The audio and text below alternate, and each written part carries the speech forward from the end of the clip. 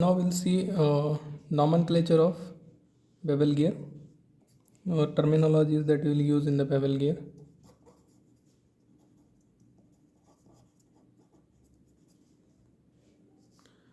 Okay, so now see this figure here. Bevel pinion and bevel gears. Bevel gear is given here. Okay, so this is a pair of bevel gear. So here this is bevel pinion up to this, and this is bevel gear. Okay, so here different terminologies we will see one by one. So the first terminology is pitch cone. Okay, so right here, pitch cone. So pitch cone is nothing but a cone containing the pitch elements of the gear teeth. Okay, so here you can see here. So it is making a cone. If suppose you're considering gear, so here the bevel gear is making a cone. Okay, so this cone is nothing but a pitch cone. And if you are considering bevel pinion, so see here, this pinion is again making a cone. Okay, so this cone is nothing but a pitch cone for pinion. You can see a pinion pitch cone, and this cone is nothing but a cone for gear. Okay, so gear pitch cone. So pitch cone is nothing but a cone containing the pitch elements of gear teeth. Then next is cone center.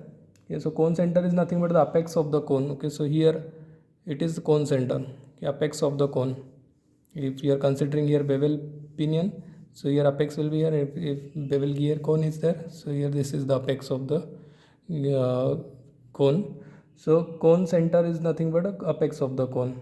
Okay, or you can call it as a intersection point. Okay, so if suppose your two shafts are there, so intersection point of two shafts, axis of two shafts is nothing but apex. Okay, or cone center. Then pitch circle diameter.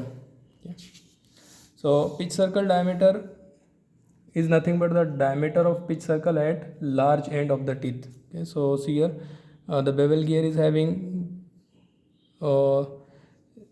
is smaller pitch circle diameter, larger. Okay, so at large end, okay, so here small end will be here and large end will be here. So at large end the pitch circle diameter is nothing but the pitch circle is nothing but your pitch circle diameter of the gear. So if suppose you are considering the gear, so dg will be the pitch circle diameter of the gear, and if you are considering pinion, so dp will be the pitch circle diameter of pinion, this one. Okay, so it is pitch circle diameter at the large end of the teeth. The next is pitch cone angle. Pitch cone angle is denoted by gamma. Okay, so pitch cone angle is nothing but the angle made by the pitch cone elements with axis of rotation, okay, or axis of the shaft. Okay, so if suppose this is the axis of the shaft, so angle made by pitch cone elements with axis, it is gamma p for pinion, and pitch cone angle is for gear is gamma g. Okay, so it is the cone and it is the axis of rotation of the gear. So angle made by cone with axis of rotation is pitch cone angle, or it is denoted by gamma p. Now let gamma p, second terminology we have seen is cone center. Third terminology we have seen pitch circle diameter. Fourth, pitch cone angle. Okay, it is denoted, the notation we'll use for pitch cone angle is gamma. Now let gamma p is pitch cone angle for bevel pinion.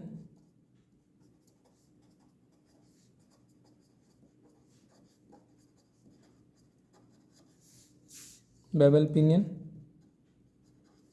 Gamma g, pitch cone angle for bevel gear.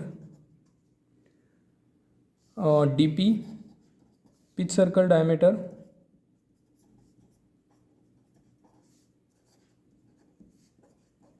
for bevel pinion.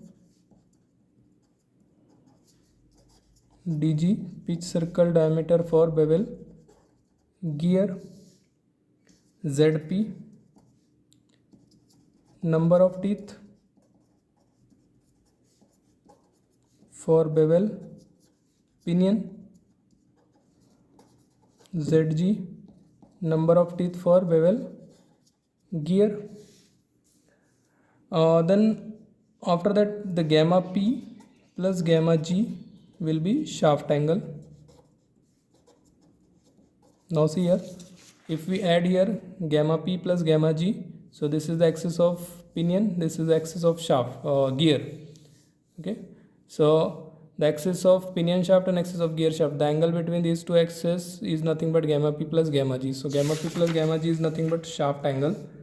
Okay, so for 90-degree shaft angle,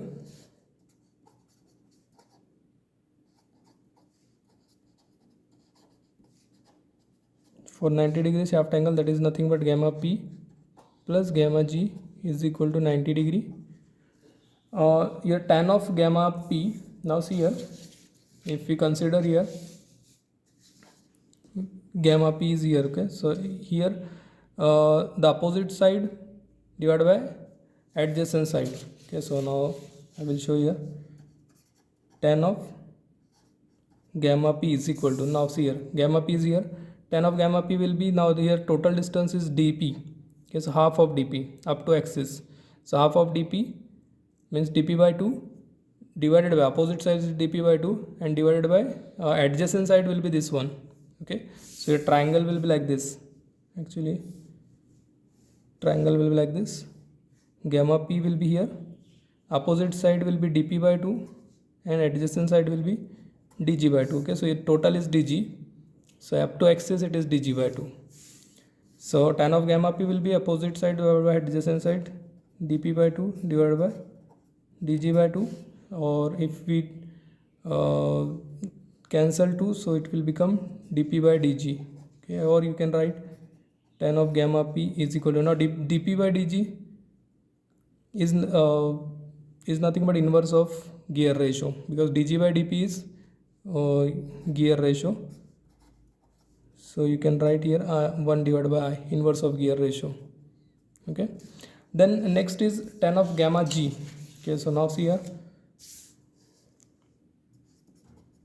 tan of gamma g is equal to, now see here the triangle will be here like this, gamma g is here, so we will make here one triangle like this. Okay, so I will draw your triangle, the triangle will be like this. Now sorry, the triangle will be like this. Okay, this one, this. Okay, so here gamma g will be here. Now here opposite side, this side is nothing but dg by 2. Okay, dg by 2, and this side is nothing but dp by 2. This side will be dp by 2. So tan of gamma g is nothing but opposite by adjacent. So we will write here tan of gamma g is equal to, now opposite is dg by 2 divided by dp by 2. Okay, so 2 will get cancelled, tan of gamma g will become dg by dp, and dg by dp is nothing but I, or I is nothing but zg by zp, or you can write it as a gear ratio. Okay,